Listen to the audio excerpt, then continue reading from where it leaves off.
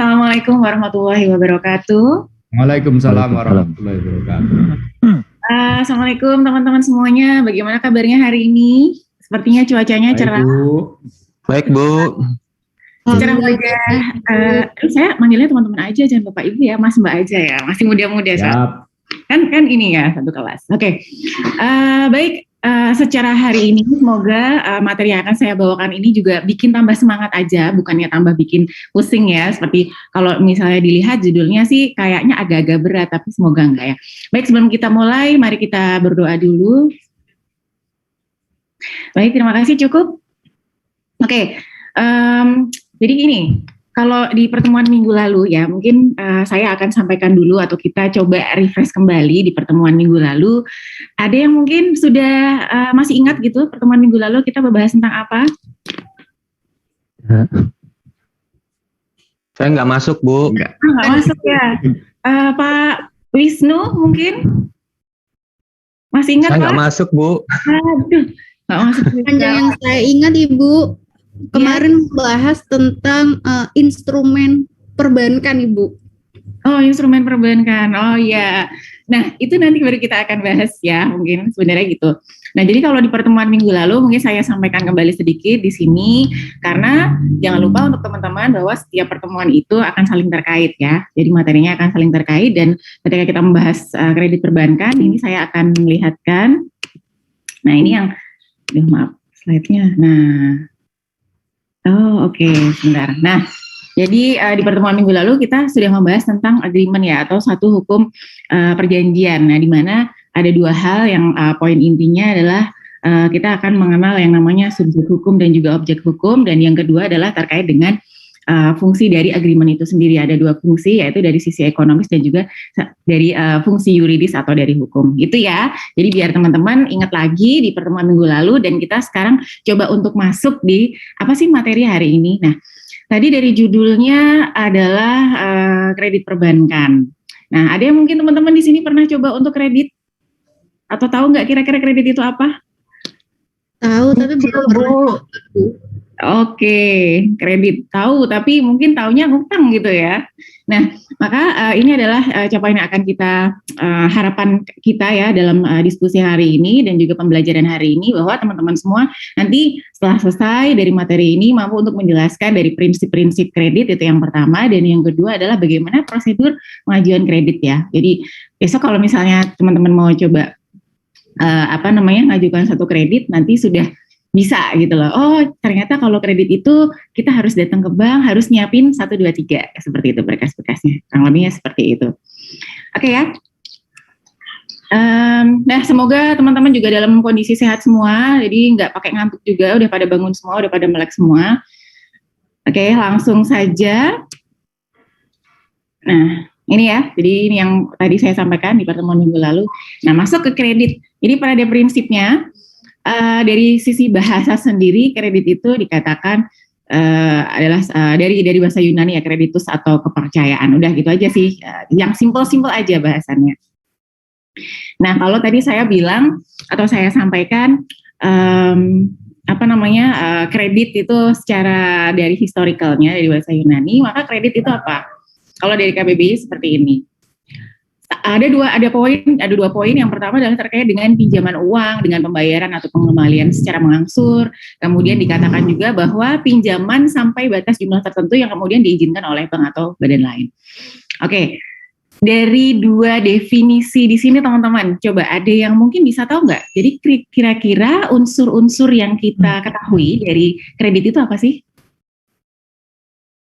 Peminjam. Ya. Peminjam, satu Pak Barito. Ayo, kasihnya. Oke, meminjam. Jaminan, Bu. Jaminan, oke, Pak Wisnu. Mengembalikan. Uangnya, Bu. Mengangsur. Mengangsur uangnya. Wah, luar biasa sekali ya. Wah, semangat di pagi-pagi, tapi jangan semangat buat kredit ya, semangatnya buat belajar. Oke, kalau kredit nanti kalau semangat kredit susah mikirin balikinnya ya.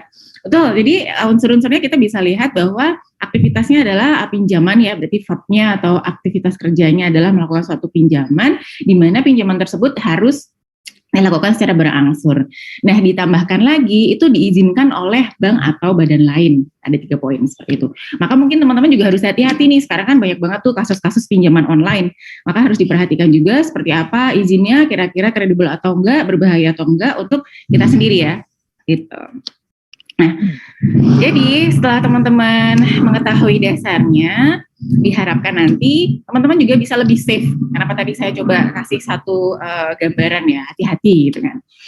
Jadi kita mungkin mungkin teman-teman nanti juga akan memposisikan di 2 posisi atau 2 kondisi. Nah, mungkin kalau nanti setelah lulus teman-teman misalnya bekerja di perbankan atau di financial institution, nanti teman-teman akan membantu ya sebagai seorang yang memberikan pinjaman seperti itu, maka juga harus berhati-hati. Jadi dua bekal yang akan teman-teman peroleh hari ini terkait dengan nanti ketika misalnya teman-teman lulus kerja, kemudian sebagai bekerja di perbankan gitu, di bagian account officer memberikan suatu pinjaman harus berhati-hati. Dan yang kedua, teman-teman sendiri juga sekarang kita nih sebagai seorang konsumen juga harus mengerti gitu kan.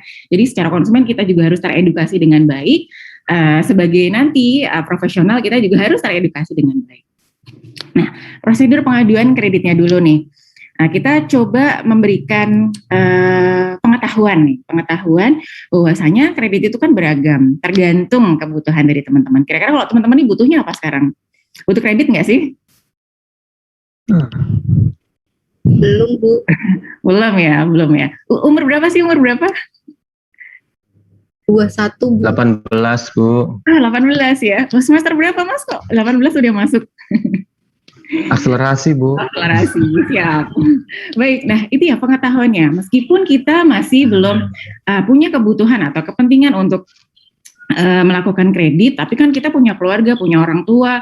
Siapa tahu dengan teman-teman nih kuliah di Fakultas Bisnis Ekonomi, kemudian mempelajari tentang kredit, teman-teman jadi teredukasi dengan lebih baik tentang kredit. Nah, pengetahuannya tadi ya, kalau di sini ada beberapa tujuannya. Kita ketika mau kredit itu yang pertama set itu adalah tahu tujuannya mau kredit itu ngapain. Nah, mau kreditnya mau buat apa nih? Apakah ada kredit buat KPR? Apakah mau buat kendaraan bermotor? Ini cukup umum ya yang teman-teman yang saya sampaikan ini. Atau kan untuk investasi dan juga kredit konsumtif. Nah, mungkin ada yang mau kasih tahu ke saya kira-kira mungkin kan kemarin saya sudah share ya materi ini, teman-teman mungkin udah mencari tahu sendiri. Kira-kira ada yang mau kasih tahu nggak ke saya kredit investasi atau kredit konsumsi itu apa sih?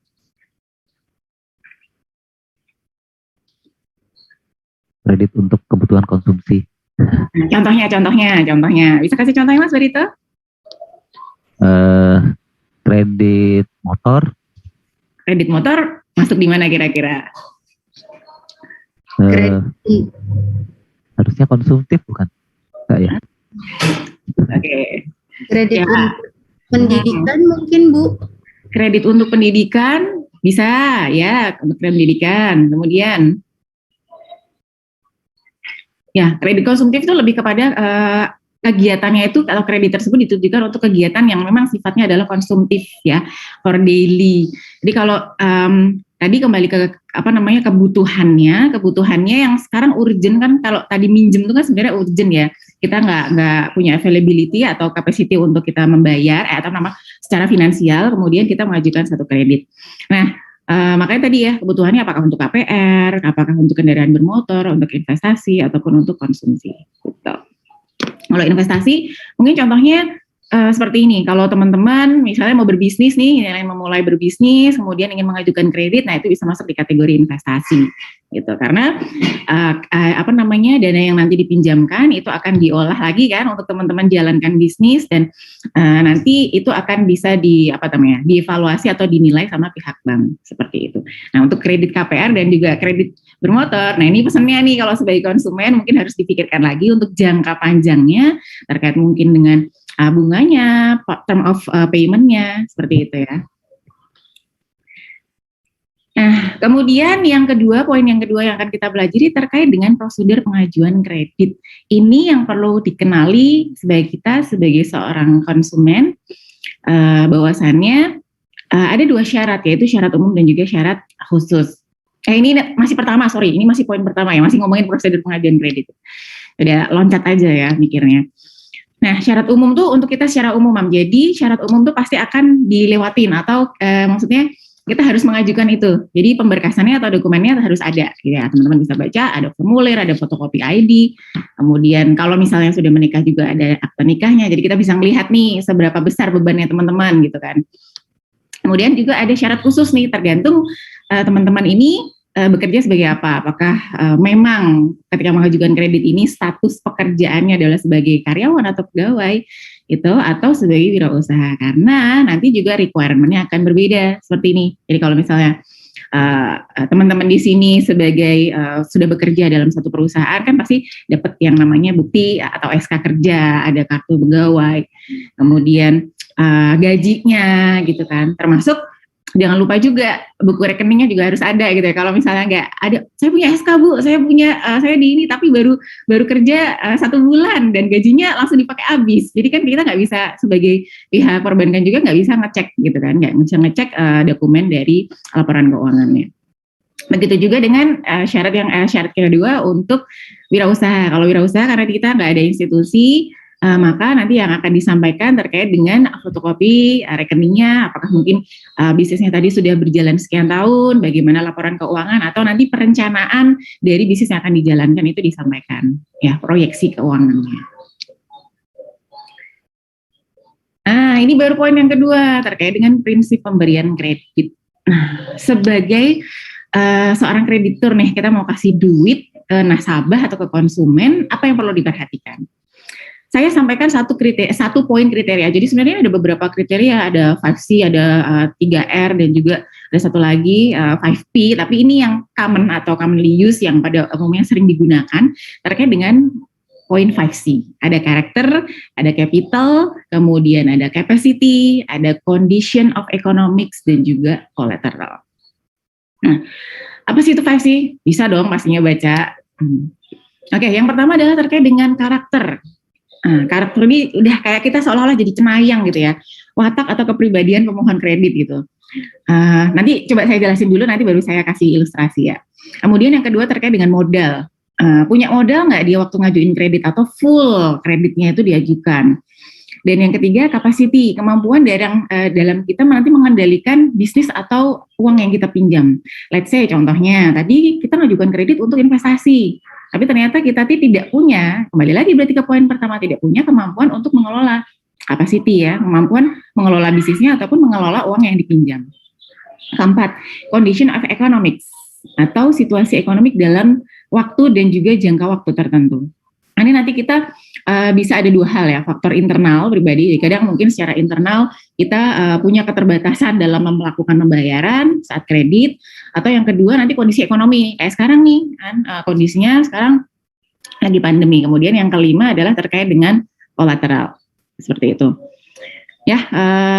Mungkin itu ya kurang lebihnya. Dan satu poin aja mungkin, kalau dari teman-teman dari 5C ini yang paling susah yang mana sih?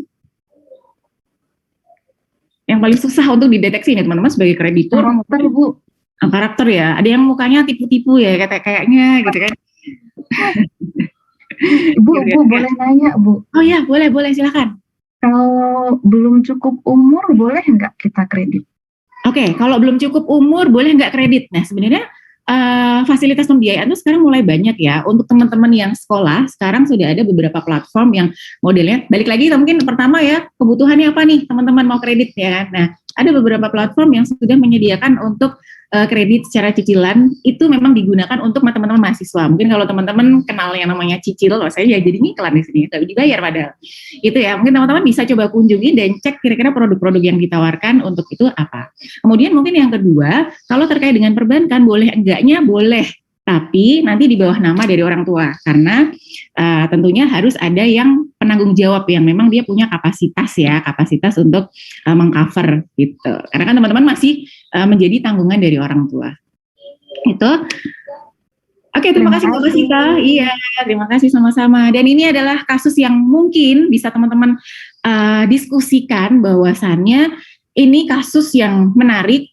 Terkait dengan kredit, ternyata kredit itu juga bisa dimanipulasi sama pihak internal. Dan juga mungkin yang kedua, ini poinnya adalah kasus terkait dengan cicilan KPR yang sekarang macet di era pandemi. Banyak banget teman-teman saya juga, mereka menjalankan bisnis, kemudian ternyata bisnisnya itu melakukan kredit ya, mereka untuk investasi tadi ternyata terhambat untuk menjalankan membayar cicilan ya. Kemudian kira-kira kalau misalnya gagal bayar lah istilahnya, atau gagal bayar kredit, itu kira-kira apa yang harus dilakukan ya?